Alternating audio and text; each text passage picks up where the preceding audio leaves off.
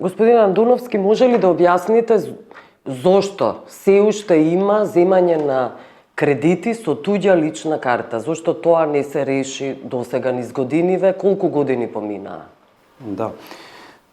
Претпоставам добро се сеќавате на нашиот апел минатата година да се зајакне регулативата во делот на финансиските друштва и сме задоволни од тоа што се успеа да се направи еден исчекор, односно собранието да усвои некои измени и дополнувања на истиот закон. Но тоа сметам дека е недоволно. Ова не се промени воопшто. Да, фактичката состојба за некои работи остана непроменета. Конкретно сметам дека мора да се зајакне надзорната улога на Министерството за финансии, кој што е регулатор на овој пазар, и при тоа да се предвидат по-строги услови по однос на условите кои што граѓанинот треба да ги исполнува за доделување на овие средства. Транспарентноста во работењето на финансиските друштва е исто така едно од прашањата каде што мора да се направат дополнителни измени.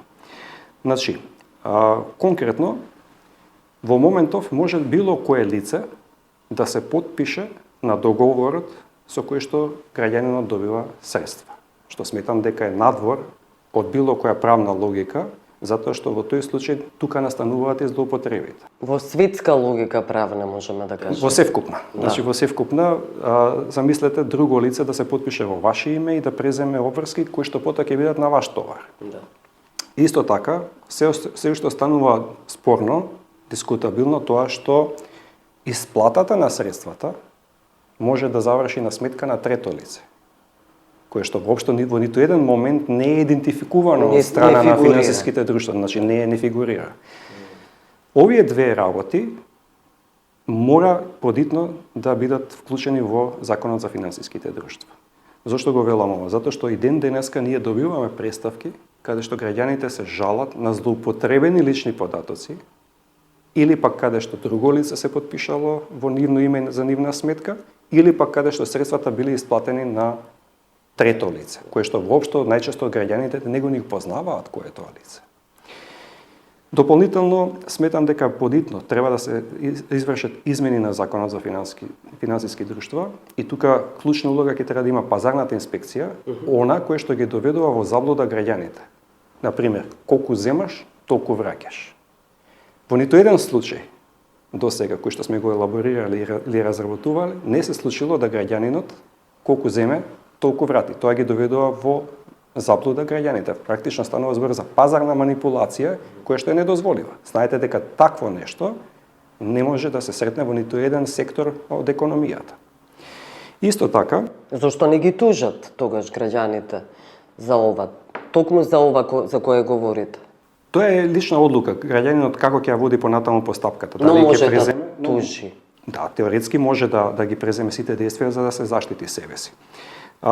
Тоа ги доведува во еден робовладетелски однос кој што претходно беше многу полош, сега има едно одредено подобрување, а тоа е делот на пресметката на каматите и вкупните трошоци. Согласно сегашната законска регулатива, максимумот на каматата со вкалкулирани трошоци може да изнесува 60% од износот на добиените средства. Меѓутоа тоа е превисок износ. Замислете, ако земете на пример износ од 10.000 денари, вкупните трошоци заедно со каматата може да стигнат до 6.000 денари. Тоа ги доведува во еден робовладетелски, да не речам, однос вака. Должничко однос од кој што потоа не може да излезат. Но и тоа може да се регулира. Исто така тоа треба да биде регулирано законски. Зошто? Веројатно заради тоа што не постои волја, односно постои некој друг интерес кој што за мене можам само да влезам во зона на шпекулација зошто не се регулира. Значи, дополнително би додал уште една работа, а тоа е граѓанинот дури и лично да појде во финансиско друштво. Знаете каква е подстапката кога аплицирате за кредит во банка. Веднаш се врши проверка на вашето портфолио преку кредитното биро, дали вие сте финансиски способен да ги отплаќате долговите. Најчесто граѓаните поради нужда, ниска финансиска писменост и така натаму, подигнуваат брзи пари после тоа не може да ги сервисираат, па им се Да ги нуди вратат, нов, сакате да да ги кажете. вратат, им се нуди нов кредит, кој што повторно не може да го финансира, да ги враќаат парите. И така одат во И круг. одат во еден цикличен круг, од кој што Ѓаволски круг. не може да излезат после тоа. Неретко, како што кажав, се доведени во заблуда и тука пазарната инспекција мора да интервенира заради тоа што граѓаните, како што кажав, доведени во заблуда, а поради тешките и сложени економски околности, неретко посегнуваат по овој инструмент. Без проверка на идентитет, без проверка на финансискиот капацитет на апликантот, без утврдување на идентитетот, затоа што во моментов знаете дека и онлайн дури може да се аплицира или телефонски за брзи пари, за брзи кредити, постои огромна можност идентитетот, односно личните податоци на граѓанинот да бидат злоупотребени. Сите овие предмети кои што сме ги работеле во Колку нашето предмети имате, колку представки? Вака, во 2024 година за првиот квартал вкупно во делот на банки и финансиски друштва имаме 11 предмети, од кои што 2 се за финансиски друштва и се многу специфични, многу интересни за анализа. Во минатата година, 2023, имавме 30, ако не грешам со бројката, кои што се однесува на финансиските друштва. Бројот на вкупниот збир помеѓу финансиски друштва и банки е значително поголем. Заради елиминирање на ризикот од злоупотреба на лични податоци, неопходно е Министерството за финансии да пристапи кон изготвување на подзаконски акт, правилник за кредитен ризик, кој што ќе ги обврзи финансиските друштва да водат сметка по однос на тоа идентификација на клиентот и финансиска способност на клиентот. Се друго е на сива зона која што за жал е регулирана, ако сакаме да бидеме иронични, и приватизацијата беше спроведена согласно закон, меѓутоа беше лоша.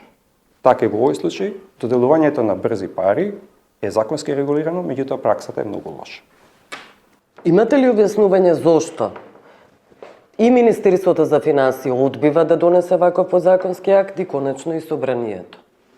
Вие сте разговарале, предпоставувам, и со претениците и со министерот за финансии, да има објаснување некако. Се одржа во текот на минатата година состанок помеѓу Министерството за финансии, Сдруженијето на финансиски друштва, и беше иницииран овој состанок од страна на владата, беше присутен и Народниот правобранител како институција, беа кажани нашите забелешки кои што произлегуваат од праксата, како што кажав, делумно беа прифатени нашите предлози, но сметам дека и оваа година со извештајот за 2023 година кој што ќе го објавиме во текот на наредните денови, повторно ќе апелираме на ова прашање да се дорегулира.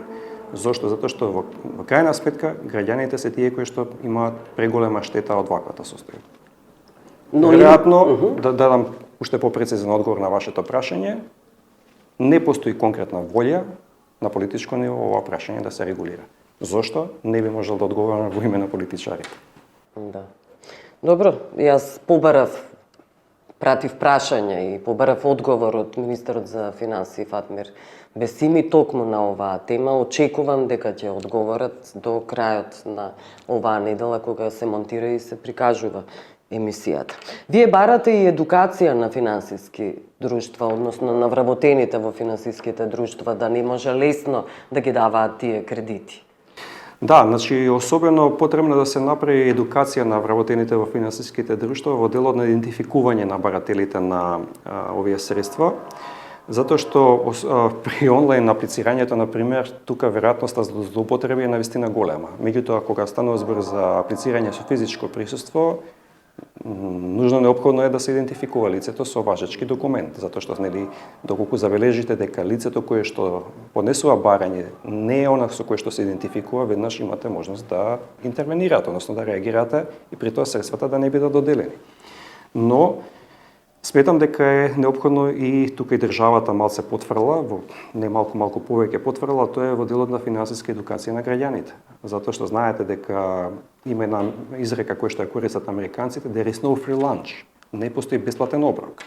Исто така треба да им се објасни дека и во случајов Можноста да добиете средства и да вратите исти износ на средства после Е невозможно. известно време е невозможно. Значи тоа е оној моментот кој што го кажав, каде што сметам дека и Министерството за финансии, и пазарната инспекција мора да интервенираат и да го запрат овој начин на доведување во заблуда на граѓаните. Политичка волја не постои кај политичарите, а кај инспекцијата што е проблемот? Во делот на инспекцијата сме укажувале во број наврати, имајќи предвид законскиот мандат на Народниот правобранител, кој што за жал нема надлежност над правните лица во приватна собственост, ние сите предмети ги доставуваме на надлежност на Министерството за финансии. Неретко, за жал, граѓаните и после тоа повторно се обраќаат до Народниот правобранител, незадоволни од текот и исходот на постапката на постапувањето на Министерството за финансии. Многу ретко, како што спомнав, граѓаните се доведени во ситуација да и покрај тоа што има законско ограничување од 60% на висината на каматата пресметано со трошоците, да тој износ биде многу поголем и во моментов работиме на еден таков предмет кој што го доставивме до Министерството за финансии, каде што граѓанинот во склоп на договорот кој што го има подпишано со финансиското друштво стои дека трошоците ќе бидат 67%, што значи дека во старт го надминуваат законскиот максимум и при тоа до овој момент немам информација дали Министерството за финансии има преземено, што има преземено, што има констатирано. Веднаш во нормални околности Министерството за финансии треба да го санкционира правното лице заради постапување спротивно на законските прописи. Добро, Фатмир Басими како министер за финансии треба да го потпише оној подзаконски акт што се однесува на личните карти. Јас тука би одел во две насоки. Првото е дополнителни измени на законот за финансиски друштва, заради тоа што се сметам доколку би бил јас министер, би сакал да имам ред и систем, кој што Тој би требало да го иницира тоа. Така, затоа што финансиските друштва се под Министерство за финансии, не директно како орган, односно како правни лица, туку во делот на надзорот. И носењето на еден подзаконски акт, кој што претходно го споменав, е во интерес на Министерството за финансии, затоа што колку конкретно и прецизно регулирана проблематиката, толку помалку главоболки би имало Министерството за финансии, естествено на тоа многу помалку би имале проблеми и граѓаните. Значи Бесими е тој што треба да потпише, Исклучиво министерот за финансии. Да. Но одбива да потпише. Со месеци тоа трае така. Обврската за носење на подзаконските акти произлегува од законот. Значи, таму најчесто се предвидени и рокови во кои што треба да се донесат подзаконските акти, секој пробивање на роковите е противзаконско работење. Противзаконско работење. Значи, Бесими противзаконски работи. Независно, значи, дали во случајот Фатмир Бесими, секој неспроведување на законот, таква ситуација имаме, знаете, и со измените на законот за извршување, законот за облигациони односи, каде што повторно граѓаните и покрај тоа што им беше предвидена правна можност да им застарат делот обврските, имаме ситуација каде што извршителите не го спроведуваат законот и тука имаме повторно едно самоволие, односно неспроведување на закон. Би било изненадување веќе во државата да имаме доследно почитување на законите. Видете, кај нас обстојува и преовладува една забелешка која што најчесто ја добиваме од надвор преку меѓународните организации, дали е тоа годишниот извештај на Европската унија или другите меѓународни извештаи, каде што вели една општа констатација, тоа е дека институционалната рамка постои, законската рамка е донесена, меѓутоа спроведувањето е на катастрофално ниско ниво. Не е исклучок ниту оваа област. Да. Добро, банките со носењето на законот за лични карти кои треба да се променат согласно промената на името, банките не ги прифаќаат старите лични карти, а се заглавени во Министерството за внатрешни каде што се вадат. Веќе имаме представки од оваа област, имаме информации дополнителни за граѓани кои што се обратиле за помош, правен совет како да постапат. И сметам дека ова прашање ќе избувне на површина во периодот кој што ни престои, затоа што не би можел да погледам колкава е точната бројка на вакви граѓани, меѓутоа мислам дека во таква ситуација ќе се најдат илјадници граѓани, каде што сега малку да извулгаризираме кога сватија политичарите дека ќе им требаат гласачи за изборите, па им овозможија со истечени лични карти да гласаат, меѓутоа кога станува збор за други права кои што им следуваат, тука ги заборавија граѓани. Граѓаните се исклучиво гласачи за одредени политички партии. Во Можеме- функција исклучиво за гласање. Можеме слободно да одиме во таа насока на размислување и таков заклучок да донесеме дека кога станува збор за потребата на политичките партии се земени во прв план, меѓутоа кога станува збор за остварување на нивните права, воопшто Основни никој права. нема помислено. Видете, граѓанинот има право да гласа, но и не мора да гласа. Но мора да има пристап до својата собственост. Тоа е уставно загарантирано право. Средствата парични исто така се собственост. И тука веќе имаме испратено еден предметен допис по преставка до Народната банка и би сакал да ви известам дека во наредните 2 до 3 дена ќе испратиме официјален допис до Народната банка, кое што е единствено тело кое врши надзор и го регулира пазарот на банките во државата, да изнајде итно решение во рамки на постојните законски прописи, како на граѓаните да им се овозможи пристап до средства. До собствените пари, До кои сопствените тешко пари. ги заработуваат, Токму огромно така. мнозинство. Јас ја разбирам логиката, потребата од ажурирање на податоци произлегува од можностите за злоупотреби, како што се перење на пари или финансирање на тероризам. Меѓутоа, треба да се има предвид дека доколку некој постапува противправно по тој основ, следствено ќе си сноси последици. Да. Но сите останати граѓани кои што се доведени во ситуација да не добиле во законски предвидени од рок нови документи, треба да им се најде начин како да имаат пристап до тие нивни средства. Тие не се средства на банката, тие се средства на И граѓаните. во прашање нивната екзистенција, конечно. И воедно, доколку дописот не е доволен, нашиот тим стои на располагање на Народна банка, доколку е потребно ќе одржиме и работен состанок, каде што ќе им помогнеме на вработените, односно на раководството на Народната банка да изнајде што е можно поприфатливо решение. И брзо се разбира. Брзо итно- решение, итно решение. ќе мора да бидеме малце креативни заради тоа што во моментов знаеме дека собранието не функционира заради предизборниот период, законски измени не се возможни. Ние уште минатата година кренавме црвено знаменце дека може да се соочиме, односно граѓаните ќе се соочат со ваков проблем, Многу никој не ве слушна. но никој не слушна. Тоа е сепак одлика на капацитетот на демократијата и одговорното овладење во општеството. Функционерите важно имаат нови лични карти, нови пасоши.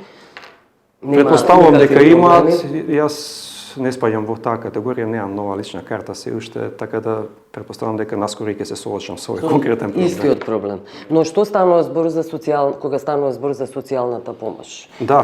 Луѓето не можат да дојдат до таа. Веќе А таа е имавме- мизерна, многу е мала. Веќе имавме таков случај каде што лице кое што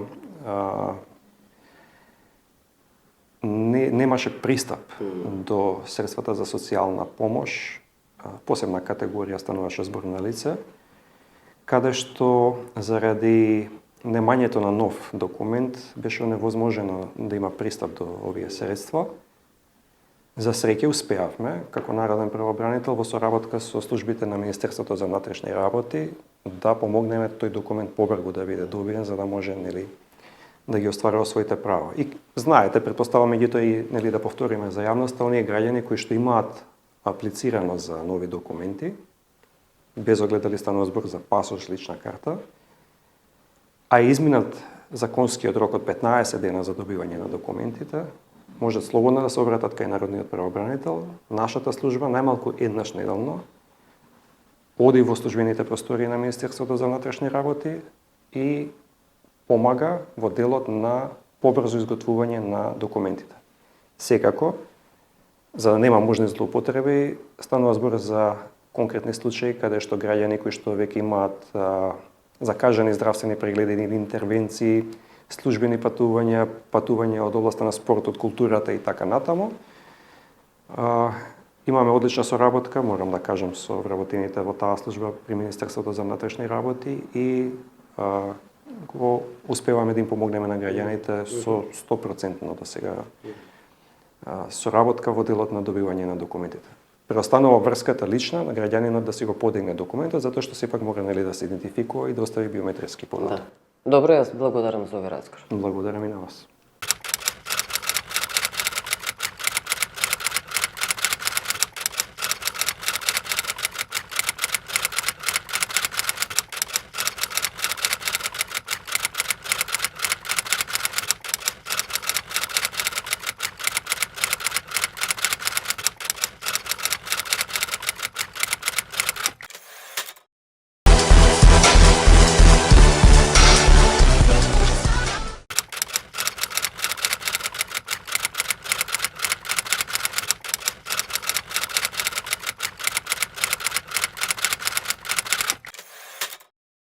Да се добие кредит во земјите од Европската Унија не е едноставна работа, со исклучок на така наречените мали брзи кредити, каде постапката е поедноставена.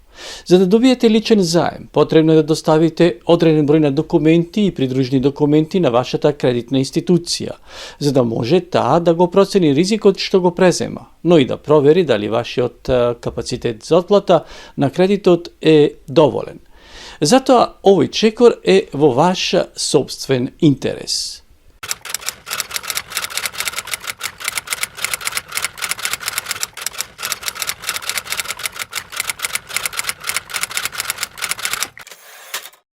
Најпрво, тука се двете категории на придружни документи што мора да се обезбедат. Најпрво, доказ за идентитетот како лична карта, пасош или семејна евиденција, но и доказ за адреса, енергија, интернет потврда на имот на собственост или данок на имот и така натаму. Исто така ќе ви биде побарано и копија од вашиот брачен договор, дури ако заемот вклучува само еден брачен другар со цел да се определи можен наследник или пресудата за развод или пак разделба, дадена од надлежниот основен суд. Например, еден од најкористените кредити се тие за купување на автомобили. Кредитната институција, откако ќе ги провери вашите лични податоци дека сте токму вие кои позајмувате пари, таа треба да утврди дека вие не сте задолжен повеќе од 33% од сите ваши лични приходи. Затоа е потребно да се даде доказ за приход, почнувајќи од вашето даночно известување, извод за идентификација на банката, односно банкарска сметка и сите документи кои го докажуваат вашиот приход, како што се вашиот договор за вработување, најновите уплатници, односно уплати на платите, како и разни надоместоци или пензии. Документи што треба да ги обезбедат двајцата сопружници доколку купувате како двојка. Тука е конечно и табелата за амортизација за тековните кредити. Доколку обезбедите, ќе биде побарано да го оправдате износот на вашиот личен придонес, а овие придружни документи се од суштинско значење за да се пресмета вашиот месечен капацитет за отплата и да се утврди дали заемот што го барате одговара на вашиот буџет, иако списокот може да варира во зависност од кредитната институција. Генерално ќе треба да обезбедите последните уплати на платите, обично 3 месеци, последното даночно известување, поточно даночната пријава, амортизацијските табели на различните заеми, недвижен имот, лични имоти, некомплетните документи не може правилно да се проучат и без сомневање тие ќе бидат автоматски одбиени од кредитната институција. Ако заемот кредитот се исплати од заедничка брачна сметка на сопружниците, тога се бара двата сопружници да бидат потписници на кредитот. Кредитите за предприемачи, самовработени, либерални професии и пензионери за бизнис менеджерите е малку покомплицирано, бидејќи се барат и документи и тие се разликуваат од останатите. Така е потребно да се побара од сметководителот најновите биланси на компанијата, идеално се 3, односно за 3 последни години, како и ќе биде побарано и КБИС на компанијата, како и нејзините статути. Можно тие да се најдат во регистарот на трговскиот суд. Самовработените или либералните професии, за нив се барат последните 3 даночни известувања, што може да се добијат од одделот за даноци, како и потврда за податоците за задолжителните давачки. За лицата кои што се во пензија, тие треба да достават и изводот на најновата пензија. Ако практиката е се поретка, организацијата за заем може да побара од тие што позајмуваат и поништен чек за да се потврди дека лицето кој што позајмува нема забрана во банката. За да се направи ова, едноставно се зема чек, се пречкртува со 2 диагонални линии и се пишува поништен во средината. Но и покрај сите овие мерки и контроли, некогаш има измамници кои успеваат да ги надминат. Франс 2 посвети цела емисија на оваа тема. Узурпаторот на Насер успеал да го задолжи со 140.000 евра. On a estimé à plus de 140 000 euros de crédit à la Vous vous êtes consommation. retrouvé, vous, sous votre nom, endetté de 140 000 euros. Oui, aujourd'hui c'est à plus de 200 000 euros que c'est passé, puisqu'il y a les intérêts qui courent après. Parce que vous l'êtes toujours aujourd'hui. J'ai été poursuivi par les organismes de crédit. Bah évidemment. J'ai eu 3 procès à Vichy, donc j'ai gagné, il a fallu que j'assiste à une audience pour comparaison de signature, parce qu'ils ont pu récupérer un dossier de crédit. Donc, malheureusement, la pièce d'identité qui a été délivrée par la préfecture, si on voyait la signature de la personne et l'écriture et les fautes d'orthographe qu'il a fait sur le document quand il s'est présenté pour faire cette pièce d'identité, c'est aberrant, quoi. Адвокатот Марк Гейгер во една емисија на Франс 2 објаснува како делуваат узурпаторите на идентитетот при земањето на кредити. En fait, ce qu'il faut aux usurpateurs, c'est un document officiel. Ça peut être un extrait de naissance, ça peut être une carte d'identité.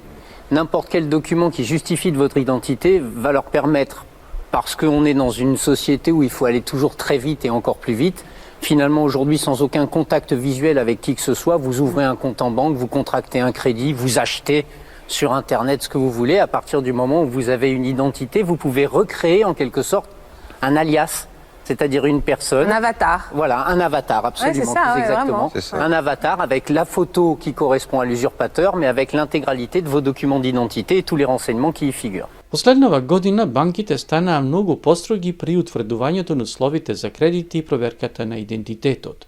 Но никогаш, особено со денешната технологија и интернетот, не сме поштедени од измамите и узурпацијата на идентитетот. Затоа внимавајте каде ги оставате вашите лични документи.